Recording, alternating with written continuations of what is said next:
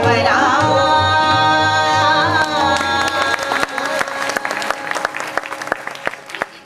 तुझी समजूत घातली ना तरी तुझी समजूत काही पटायची नाही. आता अक्कासाहेब आल्या म्हणजे सोनारांनीच कान टोचले म्हणजे बरं.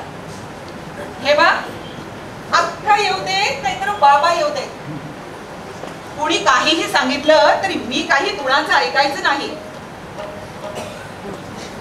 हे बघ कुसुम, लग्न अक्काचं व्हायचं नाही किंवा बाबांचं नाही, लग्न व्हायचंय माझं. हो हे बघ कुसुम, मी काय त्या धैर्यधराशी लग्न करायची नाही. अगं असल्या दरिद्राशी कोण लग्न करील? धनी मी पतिवरी न कशी यातना, धनी मी पतिवरी न कशी यातना, धनी मी पतिवरी न कशी यातना, धनी मी पतिवरी न कशी यातना. पती जरी अधन निधन सममानी, पती जरी अधन निधन सममानी, मामा मी फल इतर सगुणा, धनी मी पतिवरी न कशी यातना,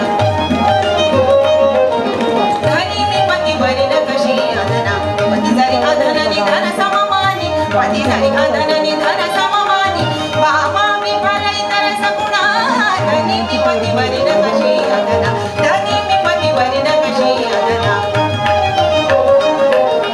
प्रखर पराक्रम वीरभानु, प्रखर पराक्रम वीरभानु, प्रखर पराक्रम, प्रखर पराक्रम वीरभानु, कुलवित उषा रक्तवदना, कुलवित उषा रक्तवदना. तोची निकट मग जाता जाणी, तोची निकट मग जाता जाणी, तिजला ऐसी भीती मना.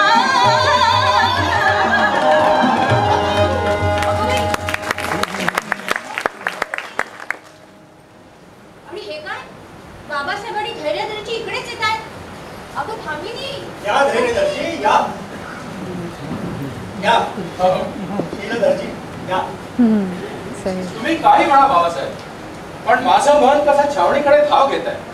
अहो साम्राज्य युद्धात आपण तन मन धन सर्व तऱ्हेने मला मदत करता, तेव्हा माझ्या रणांगणाकडे परतणाऱ्या उत्साहाच्या आड पडल्या असं मी कसं म्हणतो. अहो मी श्रीमंत नसताना आपण आपला तेव्हा आणखी माझ्या लढाईच्या हौसेचा गौरव तो आपण काय करणार. हे सगळं जरी खरं असलं तरी आपण माझा एवढा एकाच आणि उद्याच्या उद्या लग्न आटपून मला छावणीकडे परत जाऊ. तो विचार आपण उद्या सकाळी तुम्ही आता कुठे दुखता येता.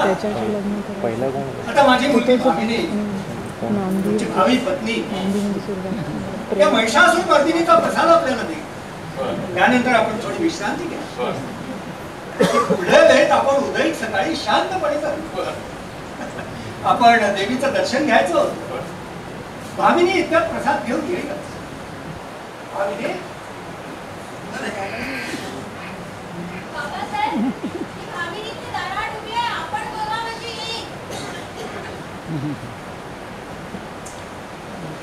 हे जे आहेत ना काकू, हे आम्याचे मामा आहेत सख्खे. आम्ही म्हणजे आपलं जावे हो त्याच्या मागे हेच दर्शन मला यापूर्वी घडलेलं आहे. या मंदिरात आज तर आपण प्रथमच पाय ठेवता. मग हे दर्शन नागपूरलाच राहतो.